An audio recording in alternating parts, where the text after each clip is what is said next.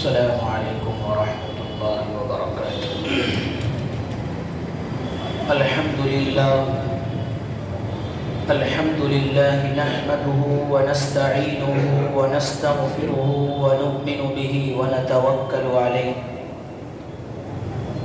ونعوذ باللہ من شرور انفسنا ومن سیئات اعمالنا من يهده الله فلا مضل له ومن يضلله فلا هادي له ونشهد أن لا إله إلا الله وحده لا شريك له ونشهد أن سيدنا وحبيبنا ونبينا ومولانا محمدا عبده ورسوله وصلى الله على النبي وعلى آله وأصحابه وأزواجه وذرياته وسلم تسليما كثيرا كثيرا. أما بعد، قال الله تبارك وتعالى في القرآن المجيد والفرقان الحميد: أعوذ بالله من الشيطان الرجيم، بسم الله الرحمن الرحيم. يا أيها الذين آمنوا ادخلوا في السلم كافة ولا تتبعوا خطوات الشيطان إنه لكم عدو مبين. صدق الله العظيم. وقال النبي صلى الله تعالى عليه وسلم: تعاشروا كالإخوان تعاملوا كالأجانب، أو كما قال عليه الصلاة والسلام. محترم عزیزان ملت، بزرگوں اور دوستوں، اللہ رب العزت کا انتہائی احسان و کرم کہ اس نے ہم سب کو اپنی عبادت کے واسطے اپنے پاک گھر میں جمع فرمایا اور عبادت کی توفیق عطا فرمائی اور کچھ کہنے اور سننے کی توفیق عطا فرمائی۔ اللہ سے دعا ہے کہ ہمارا یہاں پر آنا، بیٹھنا، سننا، سنانا قبول فرمائے اور اس کو اپنی زندگی میں لانے کی توفیق عطا فرمائے۔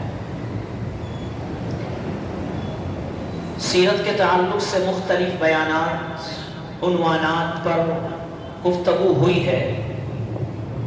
آج ایک موضوع الگ سے لے کر آنے کا ارادہ تھا، لیکن ایک دو شخصوں نے کہا کہ ایک چیز رہ گئی جو عوام بھولی ہوئی ہے۔ وہ کیا؟ وہ یہ ہے کہ ہمارا جو باہر کا مسئلہ ہے، کاروبار کا مسئلہ ہے، معاملات کا مسئلہ ہے، دھوکہ دھڑی، فریب، اس کا مسئلہ ہے، اس کے اوپر گفتگو نہیں ہوئی۔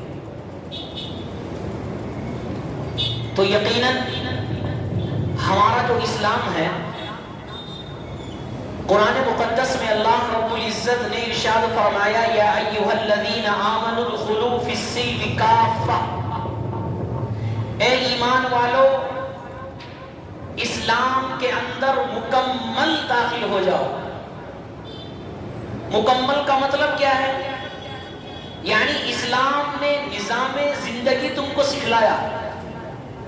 پیدائش سے لے کر موت تک جتنی چیزیں تمہارے سامنے آتی ہے، جس کی ضرورت تم کو پڑتی ہے، ان تمام چیزوں کا طریقہ اسلام نے، قرآن نے، حدیث میں ہم سب کو بتلا دیا گیا ہے۔ قرآن میں اللہ نے فرمایا کہ مکمل داخل ہو جاؤ۔ تمہاری زندگی کا مسئلہ ہو، تمہارا سماجی مسئلہ ہو، تمہارا معاملے کا مسئلہ ہو، تمہارے گھر کی زندگی کا مسئلہ ہو، تمہاری عبادات کا مسئلہ ہو، تمہارے زکوٰۃ اور صدقات کا مسئلہ ہو، کوئی بھی مسئلہ ہو، اسلام کے مطابق عمل کرو، یہ قرآن فرما رہا ہے۔ فی السلم کافہ، مکمل داخل ہو جاؤ، ایمان لے آؤ، اور ایمان کے بعد سب کچھ چھوڑ دو۔ نہ عبادات ہے، نہ معاملات ہے، نہ معاشرت ہے، نہ اسلام پر عمل ہے، نہ رسول اکرم صلی اللہ علیہ وسلم کی اطاعت ہے، فرما برداری ہے۔ ایمان تو ہے لیکن ایمان پر مکمل عمل نہیں۔ قرآن فرما رہا ہے کہ اللہ یہ چاہتے ہیں کہ مسلمان اسلام میں داخل ہونے کے بعد اسلام کو مکمل فالو کرے، اور مکمل کرنے کا مطلب یہ کہ اسلام نے جو ہمیں نظام زندگی دیا ہے اس کے مطابق ہم اپنی زندگی کو لائیں۔ ہمارے پاس جو اسلام اللہ رب العزت نے دیا ہے اس کا خلاصہ 5 چیزیں ہیں۔ خلاصہ 5 چیزیں ہیں۔ نمبر 1 عقائد۔ عقائد کا مطلب یعنی اس بات کا یقین کرنا کہ اللہ رب العزت کی ذات وحدہ لا شریک ہے، تنہ تنہا ہے، اس کا کوئی ساجی نہیں، اس کا کوئی شریک نہیں، اس کے حکموں کے بغیر کچھ نہیں ہو سکتا۔ اسی طرح عقائد کا مطلب یہ بھی ہے کہ اللہ کے رسول صلی اللہ علیہ وسلم پر ایمان لائے، ان کو رسول مانے، خاتم النبیین مانے، تمام انبیاء کو مانے، جتنی آسمانی کتابیں نازل ہوئی ان پر ایمان کو تسلیم کرے، عذاب قبر برحق ہے اس بات کا یقین کرے، مرنے کے بعد میدان حشر میں جمع ہونا ہے، اللہ کے سامنے پیش ہونا ہے، اس کا عقیدہ ذہن میں رکھے، دل میں رکھے، اور حساب و کتاب ہونا ہے، اس کا عقیدہ ذہن میں رکھے۔ ان تمام چیزوں کا نام عقائد ہے۔ اس کے بغیر انسان مکمل کامل نہیں ہے، ایمان والا نہیں ہے۔ جو انسان اللہ کا انکار کر دے، نعوذ باللہ، یا رسول کا انکار کر دے، یا قرآن کا انکار کر دے، یا حساب و کتاب کے دن کا انکار کر دے، یا میدان حشر کا انکار کر دے، عذاب قبر کا انکار کر دے، ظاہر سی بات ہے وہ مومن نہیں ہے۔ اسی کا نام عقائد ہے، اسی کا نام عقائد ہے۔ تو اسلام سب سے پہلی چیز کیا ہے؟ اسلام کا خلاصہ عقائد۔ عقائد صحیح ہونے چاہیے۔ عقائد صحیح ہے تو اعمال صحیح ہے، عقائد صحیح نہیں تو اعمال صحیح نہیں۔ دوسری چیز کیا ہے؟ دوسری چیز ہے عبادات۔ نماز ہے، روزہ ہے، زکوٰۃ ہے، حج ہے، صدقات ہے، یہ بھی اسلام کا حصہ دوسرا ہے۔ نمبر 3 ہے معاملات۔ معاملات کا مطلب ہمارا لین دین، ہمارا کاروبار حلال ہونا چاہیے، ہمارا تعلق اور ہمارا میل جول اور ہمارا جو معاشرتی اور سماجی اور دکان کا جو مسئلہ ہے وہ صحیح ہونا چاہیے، یہ معاملات ہے۔ اور چوتھی چیز ہے اخلاقیات۔ ہمارے اخلاق ہونے چاہیے، جیسا کہ گزشتہ جمعہ اس کے تعلق سے بیان ہوا ہے۔ یہ چند چیزیں ہیں، یہ چند چیزیں ہیں جو اسلام کا خلاصہ ہے، اور اسلام ان کے اندر گویا کہ سمیٹ دیا گیا ہے۔ اور 5ویں چیز ہے معاشرت۔ معاشرت کا مطلب زندگی گزارنے کا طریقہ، میاں بیوی آپس میں کیسے رہنے چاہیے، شوہر کا حق کیا ہے، بیوی کا حق کیا ہے، لوگوں کا حق کیا ہے، والدین کا حق کیا ہے، رشتہ داروں کا حق کیا ہے، پڑوسی کا حق کیا ہے، یہ ہے معاشرت۔ یہ 5 چیزیں وہ ہیں جو دین اسلام کا خلاصہ ہے۔ اس کے بغیر انسان مکمل ایمان والا نہیں ہو سکتا، مکمل دین والا نہیں ہو سکتا۔ اس میں سے ایک چیز جو ذکر فرمائی، معاملات، اخلاقیات کے تعلق سے گفتگو ہوئی اور عبادات کے تعلق سے بھی گفتگو ہوئی۔ اس میں ایک چیز ہے 3 نمبر کی، معاملات۔ رسول اکرم صلی اللہ علیہ وسلم نے ایک حدیث میں ارشاد فرمایا، اے لوگوں، تعاشروا کالاخوان تعاملوا کالاجانب۔ تمہارا رہنا سہنا، تمہارا میل جول، تمہاری پیار و محبت، تمہارا تعلقات بھائیوں کی طرح ہونے چاہیے۔ جس طرح بھائی بھائی سے مل کر رہتا ہے، ایک سگا بھائی، حقیقی بھائی بھائی سے مل کر پیار کے ساتھ، محبت کے ساتھ، الفت کے ساتھ، انسیت کے ساتھ، پیار کے ساتھ رہتا ہے، تو فرمایا اللہ کے رسول صلی اللہ علیہ وسلم نے ایک مسلمان کو دوسرے مسلمان کے ساتھ تعلقات جو قائم کرنے چاہیے وہ بھائیوں کی طرح قائم کرنے چاہیے۔ جس طرح بھائی سے اس کو محبت ہوتی ہے، بھائی سے اس کو انسیت ہوتی ہے، بھائی سے اس کو الفت ہوتی ہے، بھائی سے اس کے تعلقات ہوتے ہیں، دل میں اس کی محبت ہوتی ہے، ہر مسلمان سے اسی طرح محبت ہونی چاہیے۔ یہ آقا نامدار صلی اللہ علیہ وسلم نے فرمایا، تعاشروا کالاخوان، کہ زندگی بھائیوں کی طرح گزارو۔ لیکن آخری جملہ کیا فرمایا؟ تعاملوا کالاجانب۔ جب معاملے کی بات آ جائے، جب لین دین کی بات آ جائے، جب کاروبار کی بات آ جائے، پھر بھائیوں کی طرح نہیں، پھر اجنبیوں کی طرح معاملہ کرو۔ کیا مطلب؟ مطلب یہ ہے کہ جب آدمی اجنبی سے کوئی معاملہ کرتا ہے تو ہر چیز کو دیکھتا ہے، اس کو لکھتا بھی ہے، اس کی دیکھ بھال بھی کرتا ہے، اور اس میں غور و فکر بھی کرتا ہے، اس کے سامنے گواہ بھی پیش کرتا ہے، یہ تمام چیزیں لاتا ہے۔ تو اللہ کے رسول صلی اللہ علیہ وسلم فرما رہے ہیں، جب تم کسی سے لین دین کر رہے ہو، کاروبار کر رہے ہو، چاہے وہ تمہارا بھائی کیوں نہ ہو، چاہے تمہارا رشتہ دار ہی کیوں نہ ہو، لیکن رشتہ داری بھول جاؤ، بھائی بھول جاؤ، اجنبیوں کی طرح معاملہ کرو۔ کیا مطلب اجنبیوں کی؟ یعنی ہر چیز کو لکھ لو، ہر چیز پر گواہ پیش کر لو تاکہ آگے جا کر تمہارے درمیان لڑائی جھگڑے اور فساد نہ ہو۔ کتنی بہترین چیز اللہ کے رسول صلی اللہ علیہ وسلم نے زندگی میں معاملات میں ہمیں سکھلائی کہ اجنبیوں کی طرح معاملہ کرو۔ آج کے درمیان کتنے ہمارے نظروں میں پوری دنیا کے اندر آپ نظر گھمائیں، کہیں پر کسی کو قتل کر دیا جا رہا ہے، کسی کو مارا جا رہا ہے، باپ بیٹوں کو مار رہا ہے، بیٹا باپ کو مار رہا ہے، کہیں چاچاؤں کے قتل ہو رہے ہیں، کہیں تایا کو مارا جا رہا ہے۔ کس کی بنیاد پر؟ پراپرٹی کی بنیاد پر، پیسے کی بنیاد پر، مال کی بنیاد پر، دولت کی بنیاد پر، گھر کی بنیاد پر۔ ان تمام چیزوں کا جھگڑا صرف کیا ہے؟ معاملہ غلط ہوا ہے۔ اگر پہلے سے معاملہ اچھا ہو جائے، لکھت روپ میں ہو جائے، گواہوں کے سامنے ہو جائے تو یہ لڑائی جھگڑے ختم ہو جائے۔ آج کے دور میں لڑائی جھگڑوں کی اصل بنیاد جو ہو رہی ہے وہ مال و دولت اور ایک دوسرے کے مال پر قبضہ کرنے کی فکر میں ہو رہی ہے۔ اسی کو اللہ کے رسول صلی اللہ علیہ وسلم نے فرمایا تعاملوا کالاجانب، کہ اجنبیوں کی طرح معاملہ کرو۔ اجنبیوں کی طرح معاملہ کرو گے، ہر چیز کو لکھو گے، ہر چیز پر گواہ پیش کرو گے تو یقیناً پھر تمہارے درمیان نہ لڑائی ہوگی، نہ جھگڑا ہوگا، نہ فساد ہوگا۔ پیار محبت جو پہلے تھا معاملے کی بنیاد پر بھی وہی پیار رہے گا، وہی محبت رہے گی، وہی پیار رہے گا۔ حضرت عمر رضی اللہ تعالی عنہ کے دور میں دو آدمی کسی مقدمے کو لے کر آئے۔ ایک آدمی کو حضرت عمر جانتے تھے، دوسرے کو نہیں جانتے تھے۔ اس آدمی نے گواہ پیش کیے، اس کی بات کو حضرت عمر نے یقین کر لیا کیونکہ وہ اس کو جانتے تھے۔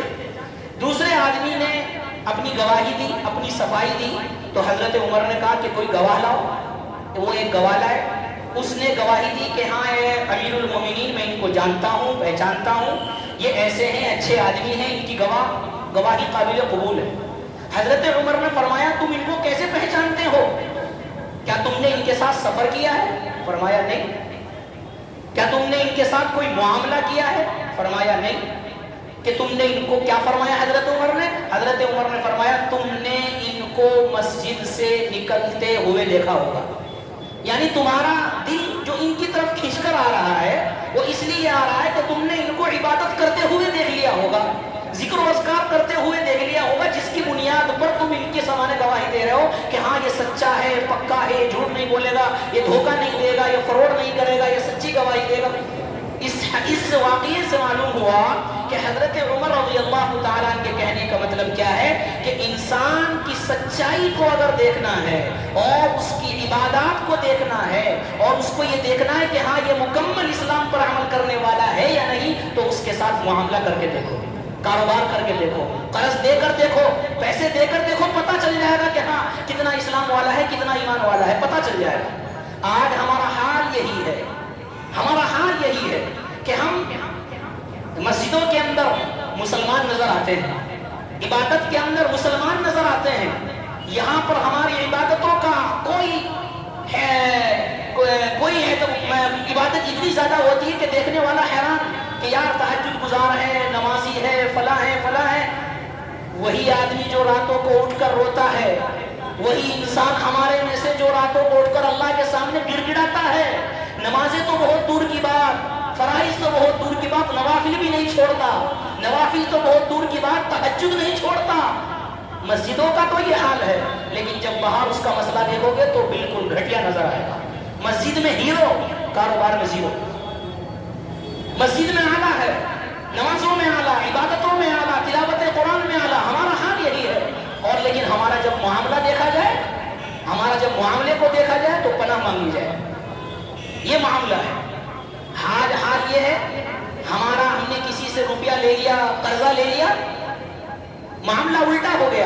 اللہ کے رسول صلی اللہ علیہ وسلم نے قرضہ لیا تھا، جیسا کہ واقعہ سنا ہے گزشتہ جمعے میں کہ وہ قرض جس نے قرضہ دیا تھا وہ غصے میں آ کر بولنے لگا، لیکن اللہ کے رسول نے کچھ نہیں کہا۔ کیا کہا کہ بھائی اس کا حق ہے، اس نے قرضہ دیا ہے، اس کا احسان ہے، اس کو برا بھلا مت کہو، یہ آ گیا ٹائم سے پہلے بولنے دو، کیونکہ اس کا احسان ہے کہ اس نے ہمیں قرضہ دیا ہے۔ اللہ کے رسول صلی اللہ علیہ وسلم نے کچھ نہیں کہا۔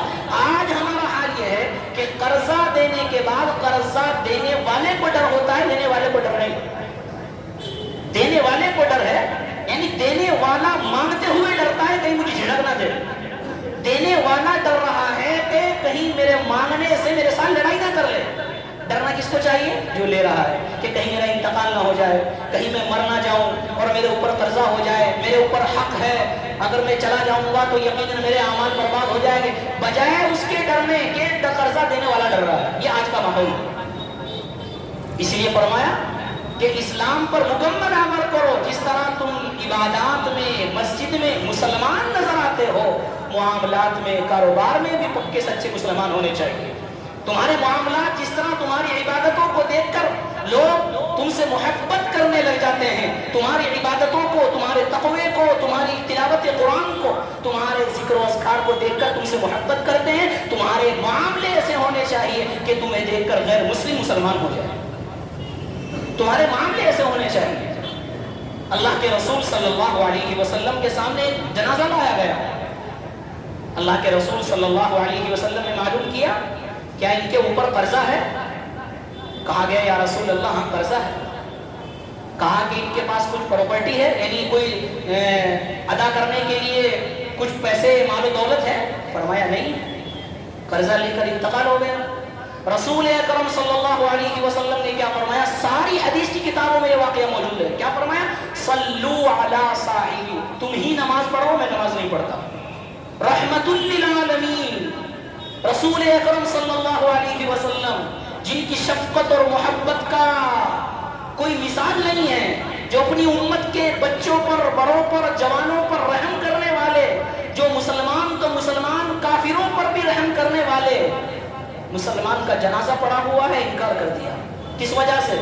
اس وجہ سے نہیں کہ نماز نہیں پڑھتے تھے، نعوذ باللہ، نہیں، اس وجہ سے کہ قرضہ لے کر گئے، بغیر وصیت کے، بغیر مال چھوڑے ہوئے مر گئے، انتقال کر گئے، نہ کوئی وصیت کی۔ حضرت ابو قتادہ رضی اللہ عنہ کھڑے ہوئے، کہا یا رسول اللہ، اللہ نے مجھے مال و دولت عطا کیا ہے، میں ضمانت لیتا ہوں کہ ان کی طرف سے میں قرضہ ادا کروں گا، آپ جنازے کی نماز پڑھائیے۔ جب حضرت ابو قتادہ رضی اللہ عنہ نے اپنے ذمے وہ قرضہ لیا، جب جا کر رسول اکرم صلی اللہ علیہ وسلم نے جنازے کی نماز پڑھائی۔ اس سے آپ اندازہ لگائیے معاملات کا، جس کو آج ہم بھولے ہوئے ہیں، اس سے اندازہ لگائیے آج معاملات کا کہ رسول اکرم صلی اللہ علیہ وسلم جس کی وجہ سے جنازے کی نماز پڑھانے سے انکار کر دے، کتنا بڑا گناہ ہوگا، کتنا بڑا گناہ ہوگا۔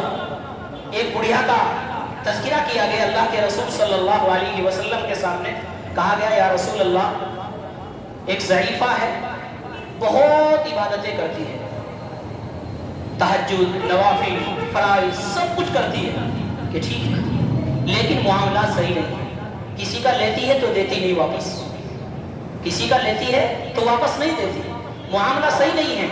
پوچھا اس کے بارے میں کیا حکم ہے؟ رسول اکرم صلی اللہ علیہ وسلم نے فرمایا کہ وہ عورت جہنمی ہے۔ کیا فرمایا؟ جہنمی ہے۔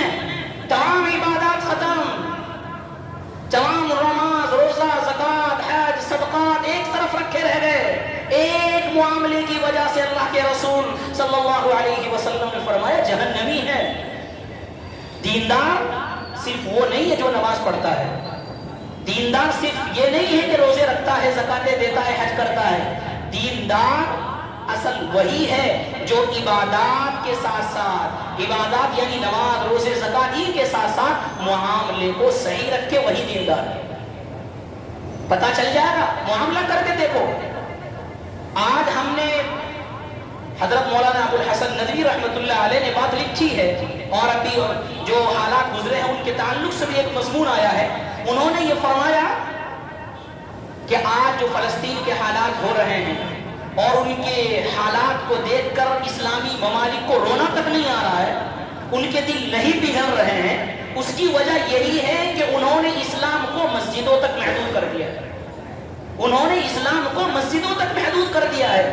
خیر خواہی کیا چیز ہے، دوسرے کا حق کیا چیز ہے، انہوں نے اسلام کا حصہ سمجھا ہی نہیں۔ انہوں نے سارا کا سارا اسلام نمازوں میں، عبادتوں میں، زکاتوں میں، حج میں اس میں رکھ دیا ہے۔ معاملات کیا چیز ہے، کسی کا حق کیا چیز ہے، کہ خیر خواہی کیا چیز ہے، دوسرے کا تعاون کیا چیز ہے، دوسرے کی مدد کیا چیز ہے، وہ اس سے بہراور ہو گئے۔ اسی وجہ سے وہ کمزور ہو رہے ہیں، اسی وجہ سے ان کے بولنے کی ہمت نہیں ہے۔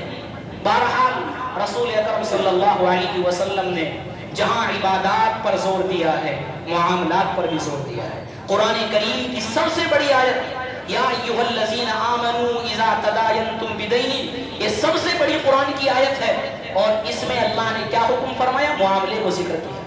قرآن کی سب سے بڑی آیت عبادت کے تعلق سے نہیں ہے، قرآن کی سب سے بڑی آیت معاشرت کے تعلق سے نہیں ہے، قرآن کی سب سے بڑی آیت نمازوں کے تعلق سے نہیں ہے، قرآن کی سب سے بڑی آیت صدقات اور زکوٰۃ کے تعلق سے نہیں ہے، قرآن کی سب سے بڑی آیت معاملات کے تعلق سے ہے۔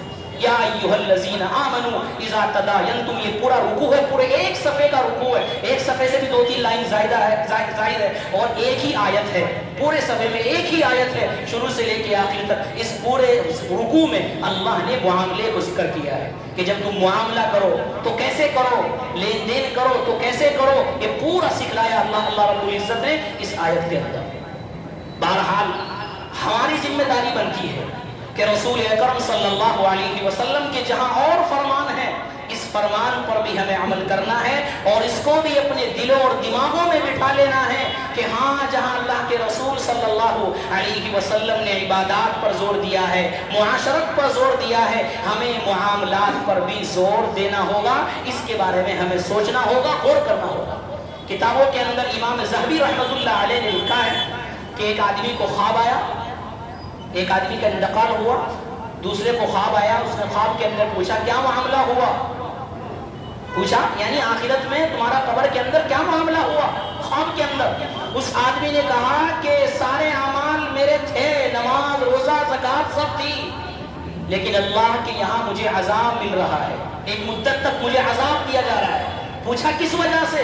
کہ میں نے ایک آدمی سے کوئی سامان لیا تھا اور بغیر واپس کیے ہوئے میرا انتقال ہو گیا، اس کی وجہ سے عذاب ہو رہا ہے۔ اب اس سے اندازہ لگائیے، اس چیز کو تو ہم بھولے ہوئے ہیں نہ اس پر بیانات بہت کم ہوتے ہیں، ہمارے بیانات تو عبادات روزہ زکوٰۃ اسی پر چلتے رہتے ہیں، اس کو کون بتائے گا؟ یہ بھی تو دین کا حصہ ہے، یہ بھی تو دین اسلام کا حصہ ہے۔ مدارس کے اندر ایک کتاب پڑھائی جاتی ہے ہدایہ، جس کے پڑھے بغیر انسان مولانا نہیں بن سکتا۔ ہدایہ کا مشہور نام ہے، معروف ہے، ہر مدارس کے اندر پڑھائی جاتی ہے، یعنی عالمیت کورس کے اندر۔ اس کی 4 جلدیں ہیں، کتنی ہیں؟ 4 جلدیں ہیں۔ 4 جلدوں میں سے ایک جلد کے اندر عبادات، نماز روزہ زکوٰۃ حج ہے، باقی 3 جلدوں کے اندر معاملات کو ذکر کیا گیا ہے، معاشرت کو ذکر کیا گیا ہے۔ بتانے کا مقصد کیا ہے؟ بتانے کا مقصد یہ ہے کہ دین اسلام کا ایک حصہ صرف عبادت ہے، بقیہ 3 حصے معاملات ہیں۔ ہم نے اس کا الٹا کر لیا ہے، ہم نے 3 حصے عبادت کے کر لیے، ایک حصہ معاملات کا سمجھ لیا ہے۔ اللہ کے رسول صلی اللہ علیہ وسلم نے ہمیں ترغیب دی ہے۔ قرآن کریم میں اللہ رب العزت نے فرمایا یا ایھا الذین آمنوا اتقوا اللہ حق تقاتی، اے لوگو جس کا تم پر حق ہے تم اس کا ادا کر کے جاؤ، ولا تموتن، اور اس کے بغیر مت مرو، اس کے بغیر انتقال مت کرو، یعنی انتقال کرنے سے پہلے تمہیں سوچنا چاہیے تمہیں قرضہ ادا کرنا ہے، اور نہیں تو اگر تمہیں یہ امید ہو تم وصیت کر کے جاؤ اپنے بیٹوں کو، اور مال چھوڑ کے جاؤ، وصیت کر کے جاؤ کہ بیٹا میں نے قرضہ لے رکھا ہے، اگر قرضہ میری زندگی میں اتر گیا تو صحیح ہے، میں کوشش کروں گا، اور اگر نہیں اترا تو میرے مرنے کے بعد قرضہ اتارو۔ یہ وصیت بنتی ہے۔ مسائل کے اندر یہ بات ہے، مسائل پڑھے گئے آپ، مرنے والے کی یعنی جنازے کا مسئلہ جب آتا ہے تو اس میں ایک مسئلہ کیا ہے کہ جنازے کا یعنی مرنے والا جب مر جاتا ہے سب سے پہلے اس کا کیا عمل ہے کہ اس کو تجہیز و تکفین کی جائے گی، یعنی اس کے لیے جو کفن دفن ہے اس کے پیسوں سے وہ کیا جائے گا۔ اس کو کرنے کے بعد، کفن دفن عمل کرنے کے بعد دوسرے نمبر کا جو عمل ہے وہ قرضہ ہے کہ اگر اس نے کسی سے قرضہ لے رکھا ہوگا وہ قرضہ دوسرے نمبر پر ادا کرنا پڑے گا۔ وصیت بعد میں ہے، اولاد کا حصہ بعد میں ہے، لڑکے لڑکیوں کا حصہ بعد میں ہے، میاں بیوی کا حصہ بعد میں ہے، سب سے پہلے جو قرضہ ہے وہ ادا کرنا ہوگا۔ یہ مسئلہ ہے۔ اللہ کے رسول صلی اللہ علیہ وسلم نے ایک حدیث میں ارشاد فرمایا قیامت کا دن ہوگا، بلکہ پوچھا اللہ کے رسول صلی اللہ علیہ وسلم نے صحابہ سے پوچھا ہے صحابہ بتاؤ مفلس کون ہے؟ کیا پوچھا؟ مفلس کون ہے؟ صحابہ نے کہا یا رسول اللہ من لا درہم لہ ولا متاع، جس کے پاس پیسہ نہ ہو روپیہ نہ ہو وہ مفلس ہے، یعنی فقیر اسی کو کہتے ہیں۔ اللہ کے رسول صلی اللہ علیہ وسلم نے فرمایا نہیں، میری امت کا مفلس کون ہے، فقیر کون ہے، کہ قیامت کا دن ہوگا، یاتی بصلاۃ وصیام، کہ نمازیں بھی اس کے پاس ہوگی، زکاتیں بھی اس کے پاس ہوگی، روزے بھی اس کے پاس ہوگے، عبادات بھی بہت ہوگی، لیکن اس نے کسی کا مال کھایا ہوگا، کسی کا مال لیا ہوگا اور کسی کے مال پر قبضہ کیا ہوگا۔ جس کے مال پر قبضہ کیا ہوگا، جس کا مال لیا ہوگا، وہ کل کو قیامت کے دن اس کے سامنے کھڑے ہو جائیں گے اور کہیں گے اللہ اس نے میرے سے قرضہ لیا تھا، یا اس نے میری پراپرٹی پر قبضہ کیا تھا، ناجائز اور حرام طریقے سے اس نے قبضہ کیا تھا، اے اللہ اس نے زندگی گزاری میرے پیسوں پر، اس نے زندگی گزاری میری پراپرٹی پر، اس نے زندگی گزاری میری زمین پر، اے اللہ میرا اس پر قرضہ ہے۔ اللہ رب العزت کیا کریں گے؟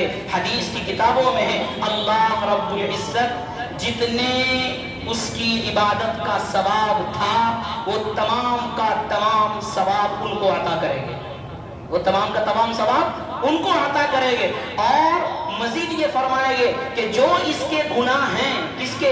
یعنی جس نے قرضہ لیا تھا، جس کے پاس نمازیں بھی تھی، سب کچھ تھا، اس کی عبادات تو چلی گئی، اس کا ثواب تو ختم ہو گیا، اب جس کا قرضہ تھا اس کے جو گناہ تھے اس کے گناہ بھی اس کے اوپر لاد دیے جائیں گے، اس کے گناہ بھی، یعنی جس کا قرضہ تھا، جس کے اس نے مال پر ہڑپ ناجائز قبضہ کیا تھا، اس کے گناہ اس پر لاد دیے جائیں گے، یعنی اپنے گناہوں میں تو ڈلے گا ہی، اپنے گناہوں کی وجہ سے تو عذاب بھگتے گا ہی، جس کے مال پر قبضہ کیا تھا اس کا گناہ بھی اس کے اوپر ڈال دیا جائے گا، ڈبل گناہ کی وجہ سے اس کو عذاب دے کر اللہ رب العزت حکم فرمائے کہ اس کو جہنم کے اندر بھیج دو۔ ساری نمازیں، ساری زکات، سارے حج ایک طرف، یہ معاملات اتنی اہم چیز ہے، یہ معاملات اتنی اہم چیز ہے، ہماری عبادتیں کم ہو جائے اللہ معاف کر سکتا ہے، یہ حقوق اللہ ہے، نماز ہے، روزہ ہے، زکات ہے، حج ہے، یہ حقوق اللہ ہے، یہ اللہ کا حق ہے۔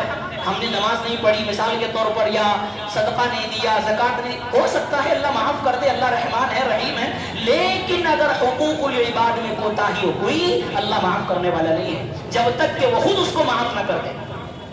شہید کا کتنا بڑا مقام، کتنا بڑا درجہ، صحابہ جس کے لیے دعائیں کیا کرتے تھے، شہادت کی تمنا کیا کرتے تھے، جس کے بارے میں اللہ کے رسول صلی اللہ علیہ وسلم نے فرمایا کہ شہید کے سارے گناہ معاف ہے، اس کے کوئی حساب و کتاب ہی نہیں ہے، کتنا بڑا مقام، کتنا بڑا درجہ، لیکن کیا فرمایا اللہ کے رسول صلی اللہ علیہ وسلم نے؟ اللہ کے رسول صلی اللہ علیہ وسلم نے فرمایا شہید کے سارے گناہ معاف کر دیے جاتے ہیں، سارے گناہ ختم کر دیے جاتے ہیں، الا الدین، لیکن اگر معاملہ خراب ہوگا، قرضہ کسی کا لیا ہوگا، معاملہ کسی کے ساتھ خراب کیا ہوگا، وہ معاف ہونے والا نہیں۔ شہید کا اتنا بڑا درجہ، اس کے اوپر سے بھی حقوق العباد معاف نہیں، شہید کا اتنا بڑا مقام، اس کے اوپر سے بھی حقوق العباد معاف نہیں۔ اتنی بڑی اہمیت ہے حقوق العباد کی، اتنی بڑی اہمیت ہے اس معاملات کی، جس کو آج ہم بھولے ہوئے ہیں۔ کسی نے کہا کہ طواف کے چکر لگانے سے لوگوں کو دیے ہوئے چکر معاف نہیں ہوتے، طواف کے چکر لگانے سے لوگوں کو دیے ہوئے چکر معاف نہیں ہوتے۔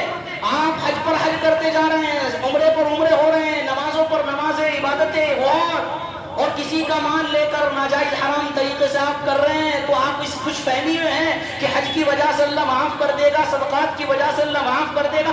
یقین اللہ معاف کرنے والا ہے، اس کا انکار نہیں، لیکن اللہ اپنے حقوق معاف کرنے والا ہے۔ بندے کا اگر حق ہے، آپ کی نمازیں ایک طرف ہے، بندے کا حق معاف ہونے والا نہیں ہے۔ آج ہمارا حال یہی ہے، آج ہم گواہوں کو خرید کر، ان کے سامنے رشوت کی تھیلیاں رکھ کر، اور وکیلوں کو اور ججوں کو خرید کر دوسرے کی پراپرٹیوں پر اور دوسرے کی جگہوں پر ناجائز قبضہ کرنے لگ جاتے ہیں۔ کیا اللہ نہیں دیکھ رہا ہے؟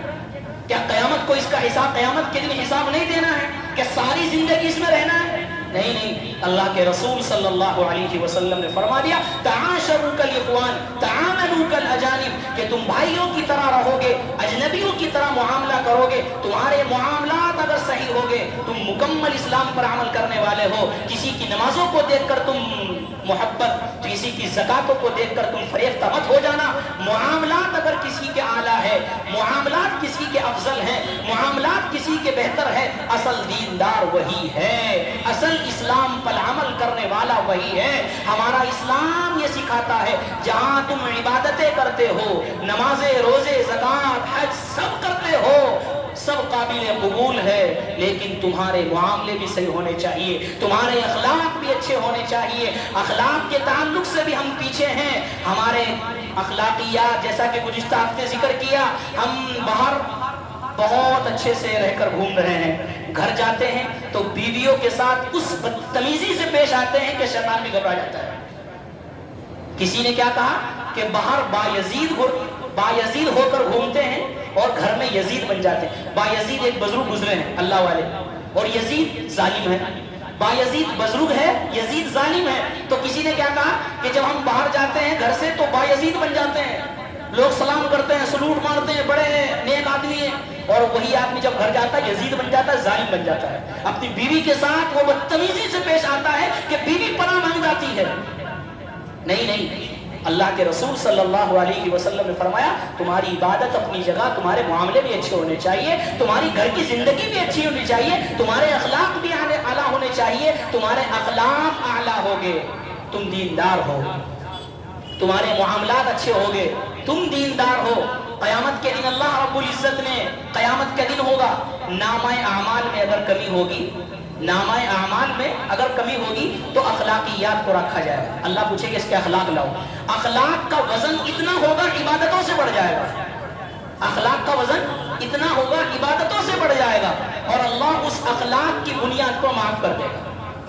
تو اس تمام باتوں کا خلاصہ یہ ہے قرآن کریم کی اس آیت سے، یا ایھا الذین آمنوا ادخلوا فی السلم کافہ، کہ ہم مسلمان مسجدوں کے بھی بنے جیسا کہ ہیں الحمدللہ، اور ہم مسلمان کاروبار کے بھی بنے۔ ہمارا اسلام ہماری ٹوپیوں سے جہاں یہاں نظر آتا ہے مسجدوں کے اندر، اور ہماری پوشاکوں سے، ہمارے جسموں سے اور ہمارے لباسوں سے اسلام نظر آتا ہے مسجدوں سے، تو جس طرح ہم کاروبار کر رہے ہیں، دکان میں جا رہے ہیں، لین دین کر رہے ہیں، قرضہ دے رہے ہیں، لے رہے ہیں، تو وہاں پر بھی ہمارا اسلام ہونا چاہیے۔ وہاں پر بھی ہمارا اسلام کیا کہتا ہے، ہمیں اس کے مطابق زندگی گزارنی چاہیے، اور ہمیں یہ سمجھنا چاہیے کہ اسلام صرف عبادت کا نام نہیں ہے، اسلام معاملات کا بھی نام ہے۔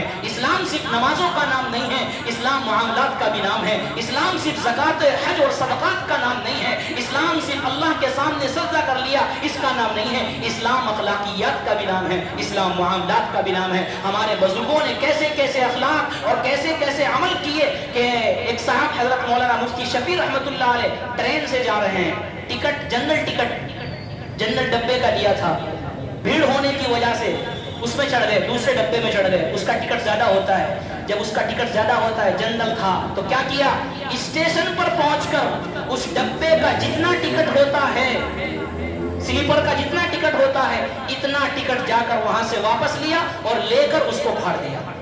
اب وہ حیران کہ بھائی تم نے، جس نے ٹکٹ دیا وہ حیران ہے کہ تم نے ٹکٹ لیا اور پھاڑ دیا، کیا معاملہ ہے؟ اس کو پوری بات بتائی کہ میرے پاس جنرل ٹکٹ کا تھا، جنرل ٹکٹ کم کا ہے، لیکن میں نے سفر سلیپر میں کیا ہے، اور سلیپر کا ٹکٹ اتنا ہے، اس میں کوئی ٹٹی نہیں آیا، میرے اوپر اتنا قرضہ تھا اس لیے میں نے یہ اتار دیا۔